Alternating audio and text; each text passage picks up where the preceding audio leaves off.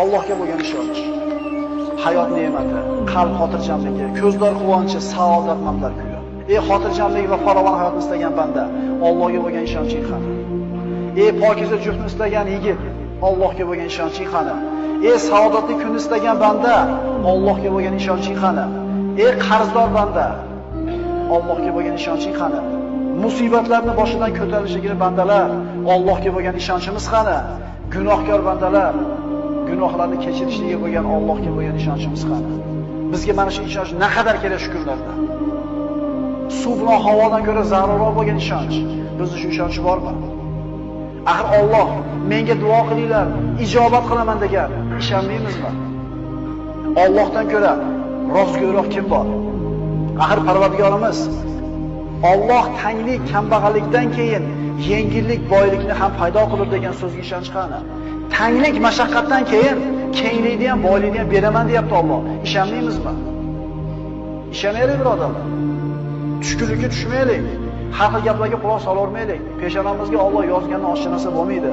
Chunki hakimlardan biri aytgandek, yozilgan bo'lsa qayoqqa qoching? Yozilmagan bo'lsa nimadan qo'rqing? Yozibdimi? Qayoqqa borsam yetib boradi o'sha narsa. Yozilmabdimi? O'tga tashlasa o't kuydirmayapti. Pichoq torsa pichoq kesmayapti, suvga tashlasa oqizmayapti, sahroda o'lmayapti. Chunki nima qilmagan? Yozmagan. Qani shunga ishonch. Parvardigor qalblarimizda o'zingga bo'lgan muhabbatni sodir qilgin. O'zingga bo'lgan ishonchimizni, tavakkulimizni mustahkam va quvvatli qilgin. O'zingni zikring, shukringlarni hidoyat qilgin. O'zingga ro'baro bo'ladigan kunimizda og'zimizdan chiqqan oxirgi so'zimiz la ilaha illalloh Muhammad Rasululloh kalimasi bo'lishini nasib etgin. Agar shuni ham Alloh xohlamagan bo'lsa ayta olmaymiz, birodarlar. Alloh taolo siz bilan bizni mahzun bo'lmaslikka buyuradi.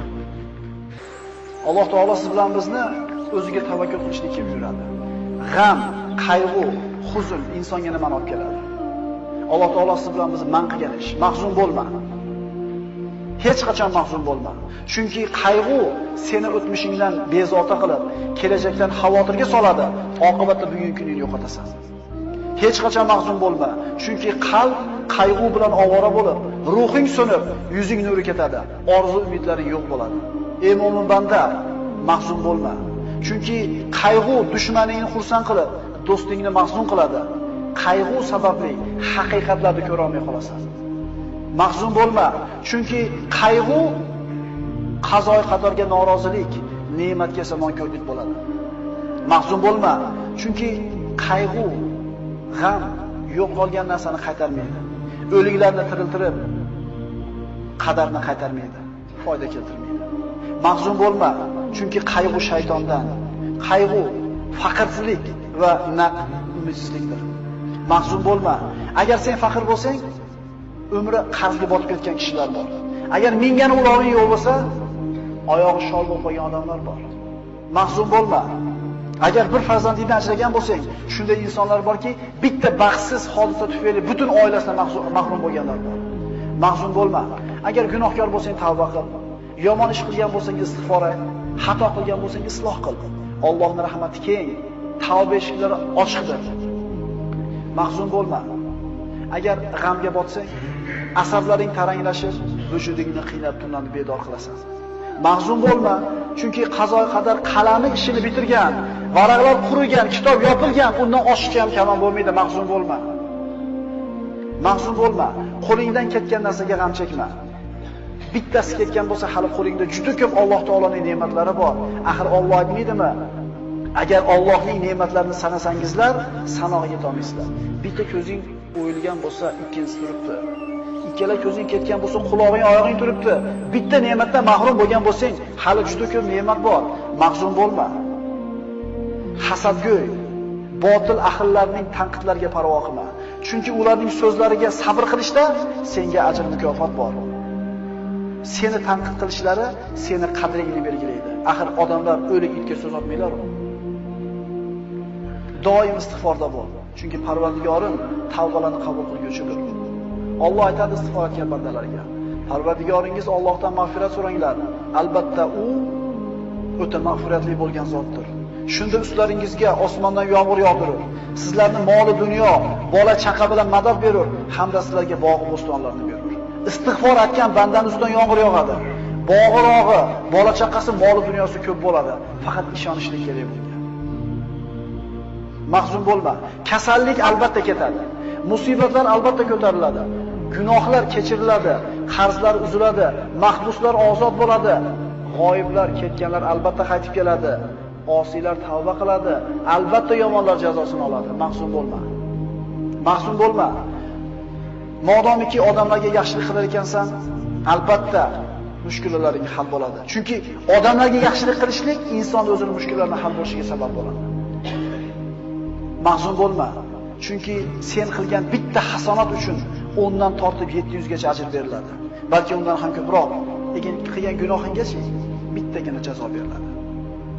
Mahzun bo'lma. Senda eng katta ne'mat bor. Chunki sen tavhid kalimasini aytganlardansan. Ahli qiblasan, musulmonsan, qo'lingni duoga ko'targan kishilardansan. Sen mahzun bo'lma. Mahzun bo'lma, chunki sen hayotning yengil og'ir, issiq sovuq, faqir boy holatida ham foyda ustasan. Rasul aytgan-ku, mo'min ishi ajablanadi. Qanaqa kun kelmasa uni foydasiga. Yaxshi kun yetsa Allohga shukr qiladi, savob oladi. Mashaqqatli kun kelsa sabr qiladi, yana savob oladi. Bu faqat kimga berilgan? Mahzun bo'lmaydi musulmon odam. Mahzun bo'lma. Axir senda Qur'on bor, zikr, duo bor. Axir senda namoz, amr ma'ruf, sadaqa, boshqa savobli amallar bor. Boshqalarda yo'q bu narsa. Kim xohlardi dunyoda iymoningni berasan, dunyodagi hamma xohlagan narsani beraman desa, qaysi mo'min xohladi shu narsani? Odamlarga zulm qilayotgan, haqlarini yeyotgan, tuhmat qilayotgan, bo'xton qilayotganlar ham o'ladi. Zulm ko'rgan, sabr qilgan, savob umid qilgan kishilar ham o'ladi. Lekin Alloh taoloning huzuriga borganda kim yutuqda bo'ladi? Dunyo hayoti vaqtincha. Ad-dunya sa'a fajal hato degan Rasululloh. Dunyo 1 soatlik umr bor yo'q. Ana shu 1 soatni ibodatga aylantiringlar degan Rasululloh. Kim o'lmaydi? Kim o'lmaydi? Mahzun bo'lma. Axir qora bulutlarning tarqaganini, qorong'i tunni yorishganini, shamollarning to'xtaganini ko'rmaganmisan? Inshaalloh mashaqqatlaring rohatga, hayoting yorug'likka, kelajaging ne'matga to'lib boradi. Inshaalloh. Mahzun bo'lma. Agar oldingda chora qolmasa, yo'llar berkilib, umidsizlik bostirib kelsa, yo Alloh degan. Mahzun bo'lma. Agar musibat, baxtsizlik, xavotir kelsa, yo Alloh degan. Mahzun bo'lma. Agar keng dunyo tor bo'lib ketgan bo'lsa, ishlar og'irlashsa, yo Alloh deb nido qilgin. Mahzun bo'lma.